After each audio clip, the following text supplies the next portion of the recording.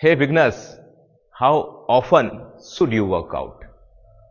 ये प्रश्न मेरा आपसे नहीं है, हमारे जितने भी बिगनर्स हैं, जो भी जिम जाने वाले नए लोग हैं, शुरुआत करते हैं, विन लोगों के मन में ये प्रश्न रहता है कि हमें जिम जाकर के कितने दिन एक्सरसाइज करनी चाहिए। क्या हम अभी पूरे के पूरे हफ्ते एक्सरसाइज कर लें, या फिर 1 दिन करें, 2 दिन करें, 3 दिन करें, 4 दिन करें, क्या करें आखिर? यह एक ऐसा प्रश्न है जो सभी बिगनर्स के मन में होता है। तो आज हम इसी पर आगे बात करने वाले हैं कि हमें क्या करना चाहिए।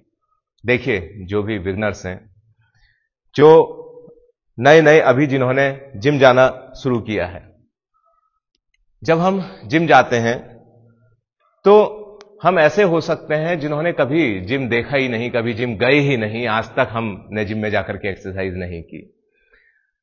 और साथ ही हम ऐसे थे शायद जिसने कोई अन्य फिजिकल एक्टिविटी भी कभी नहीं की।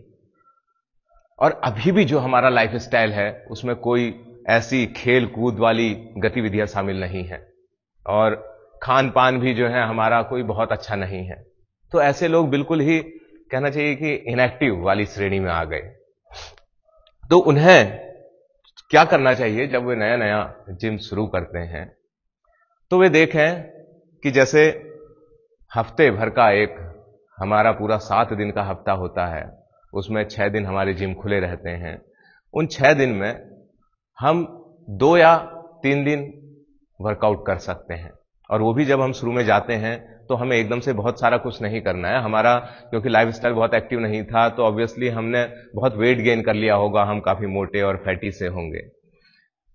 ऐसी स्थिति में हम जिम तो पहुंचे, तो हमने शुरू में कुछ लाइट एक्टिविटी की एक्सरसाइजेज, कार्डियो टाइप की एक्टिविटी की लाइट एक्सरसाइजेज करनी है, हफ्ते में 2 या 3 दिन सिर्फ। जैसे मान लिया कि ट्रेडमिल में हम थोड़ा सा एक मॉडरेट पेस में, मॉडरेट स्पीड में हम जॉगिंग करें, या फिर हम उसमें वॉक कर सकते हैं बहुत मॉडरेट स्पीड में, और भी लाइट इंटेंसिटी भी लेकर के चलें अपनी क्षमता के अनुसार।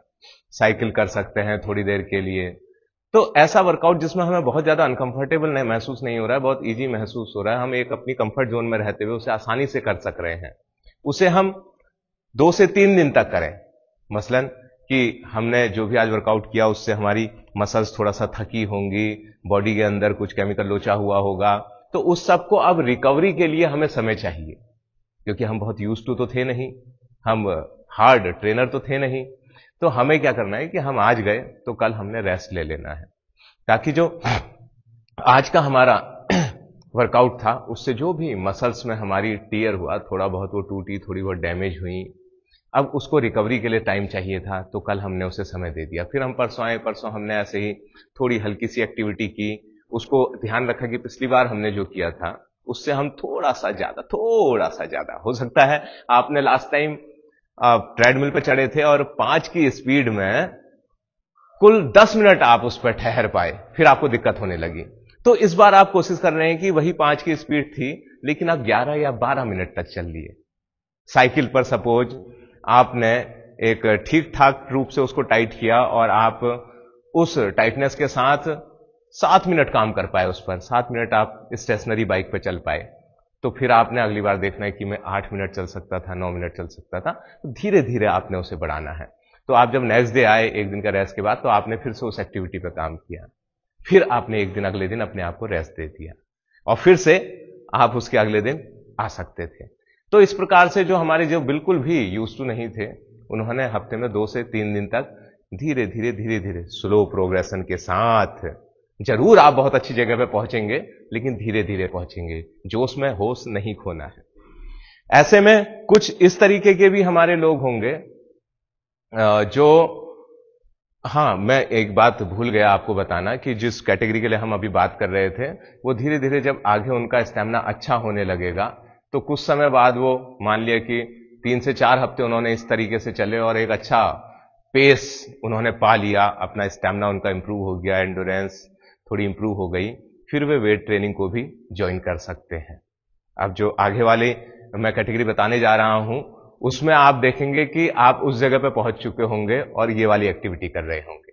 तो जो आगे वाली कैटेगरी है, कुछ ऐसे लोग हमारे पास होंगे जो फिजिकली थोड़े एक्टिव रहे हैं, हालांकि उन्होंने जिम तो नहीं किया, लेकिन फिजिकली वो थोड़ा एक्टिव रहे, या कभी कभी कोई कोई खेल खेलते थे, और वेट भी उनका औसत दर्जे का है, बहुत ज्यादा, बहुत ओवर वेट नहीं है, ओबेस नहीं है।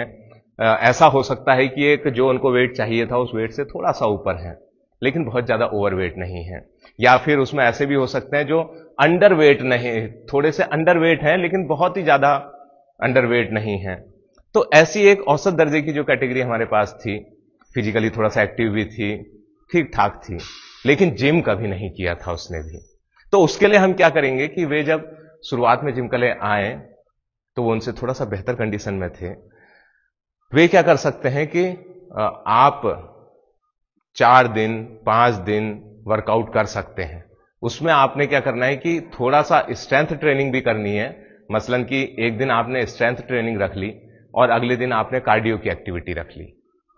स्ट्रेंथ ट्रेनिंग से आप समझते होंगे कि जिम की जो मशीन्स हैं, उसमें जो डंबल्स हैं, वेट्स हैं, उनका इस्तेमाल करते हुए, हम वजन उठाते हुए जो एक्सरसाइजेज करेंगे, वो हमारी स्ट्रेंथ ट्रेनिंग या रेजिस्टेंस ट्रेनिंग हुई। तो आप वो भी कर सकते हैं। एक दिन आपने वो की, अगले दिन आपने फिर कार्डियो वाली एक्टिविटी की।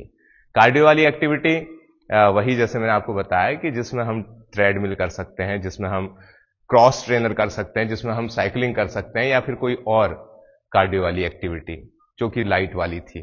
तो वो हमने यहां भी लाइट रखी, लाइट पेस में, बहुत सी बात मॉडरेट पेस में आप चले गए। एक दिन आपने वो कार्डियो की एक्टिविटी रखी और एक दिन आपने स्ट्रेंथ ट्रेनिंग रखी। ऐसे आपने ऑल्टरनेट डेज पे रखा। आप 4 दिन या 5 दिन तक ये कर सकते हैं कि आपने 2 दिन स्ट्रेंथ ट्रेनिंग रख ली, 3 दिन आपने कार्डियो एक्टिविटी रख ली, या फिर आपने 2 दिन स्ट्रेंथ ट्रेनिंग रखी और 2 दिन कार्डियो रख ली, या 3 दिन कार्डियो रख ली। इस प्रकार से आप, और उसी में आप धीरे धीरे इंटेंसिटी बढ़ाते जाएंगे। अब जो स्ट्रेंथ ट्रेनिंग है आपने उस दिन रखी तो सही, लेकिन उस स्ट्रेंथ ट्रेनिंग में आप कैसे कर रहे होंगे 2 दिन के अंदर? तो देखिए, हम ऐसा कर सकते हैं कि या तो हम एक दिन पूरा होल बॉडी वर्कआउट रख लें, फिर आपका रेस्ट आया, जिस दिन रेस्ट का मतलब कि एक्टिव रेस्ट, जिसमें आपने कार्डियो एक्टिविटी करी अगले दिन, और उसके अगले दिन फिर से स्ट्रेंथ ट्रेनिंग रखी लेकिन होल बॉडी वर्कआउट रखा। या फिर आप ऐसा कर सकते हैं कि एक दिन आपने लोअर बॉडी का वर्कआउट रखा। लोअर बॉडी मतलब हमारा कमर से नीचे का हिस्सा, और अपर बॉडी इससे ऊपर का हिस्सा। तो उसकी एक्टिविटी एक दिन स्ट्रेंथ ट्रेनिंग में रखी और एक दिन हमने लोअर बॉडी की रखी। हम ऐसा कर सकते हैं जब हम 2 दिन का स्ट्रेंथ ट्रेनिंग रख रहे हैं। जब भी इसे रखें तो हमारी शुरुआत में ऐसी स्थिति होनी चाहिए कि जो हमने स्ट्रेंथ ट्रेनिंग रखी है उसमें हम कंपाउंड एक्सरसाइजेज को शामिल करें, और कंपाउंड एक्सरसाइजेज शामिल करते हुए जो सेट्स हैं हमारे, वो हर एक्सरसाइज का एक एक सेट ले लें हम, और 8 से 10 तक एक्सरसाइजेज हम डिफरेंट मसल्स की रख सकते हैं। ऐसे ही चाहे लोअर बॉडी करी, चाहे हमने अपर बॉडी करी। और अगर हम ऐसा करते हैं कि हमारे पास 3 दिन स्ट्रेंथ ट्रेनिंग है, हम 3 दिन स्ट्रेंथ ट्रेनिंग के रूप में बांटते हैं, तो उसमें हम ऐसा कर सकते हैं कि जो हमारा अपर बॉडी है उसको भी हम 2 तरीके से बांट सकते हैं।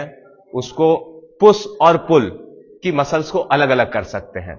जो मसल्स हमारी पुशिंग मूवमेंट में यूज होती हैं उन सबको एक दिन एक्सरसाइज रख ली हमने, और जो पुलिंग मूवमेंट में यूज होती हैं उनको हमने एक दिन कर लिया, और फिर बाकी एक जो तीसरा दिन बचा उस दिन लोअर बॉडी को कर लिया। तो इस प्रकार से हम स्ट्रेंथ ट्रेनिंग को 2 या 3 दिन में बांट सकते हैं, और बाकी कार्डियो को अगले जो दिन हमारे बचे उसमें ऑल्टरनेट डेज पे हम कर सकते हैं। और जो हमने देखा कि एक एक सेट लिया हमने सभी एक्सरसाइज का, जैसे जैसे हमारा स्टेमिना, एंड्योरेंस, स्ट्रेंथ बढ़ती जाएगी, हम उसको 2 सेट कर सकते हैं, 3 सेट कर सकते हैं। जो आपकी रेपिटेशंस की रेंज होनी चाहिए वो 8 से 12 रेपिटेशंस की रेंज रखेंगे इसके बीच में, और अपना वर्कआउट करेंगे। तो जितने भी बिगनर्स हैं जो कभी जिम नहीं गए, वे सभी इस प्रकार से वर्कआउट को करके अपने धीरे धीरे अपना स्टेमिना और अपना पेस बढ़ा सकते हैं। और शुरुआत में उन्होंने कितने दिन एक्सरसाइज करनी है, क्या करनी है, मैं समझता हूं आप सभी के वे क्वेश्चन अब सॉल्व हो चुके होंगे और सभी बहुत बेहतर और फिट महसूस करेंगे। आप सभी को मैं फिटनेस की शुभकामनाएं देता हूं, और साथ ही कहता हूं कि अगर आपको हमारा वीडियो पसंद आया तो प्लीज लाइक करना ना भूलें, और जो बेल आइकन, जो घंटी वाला आइकन दिखाई दे रहा है ना, उसे टन करके बजा दें, और कमेंट करें कि आगे आपको फिटनेस से संबंधित किस प्रकार की क्वेरीज हैं, ताकि मैं उस पर थोड़ी सी मेहनत करके उसका घोटा लगा करके आपको पिला सकूं। चैनल को सब्सक्राइब करना ना भूलें, शेयर करना ना भूलें। मिलते रहेंगे आप सभी को।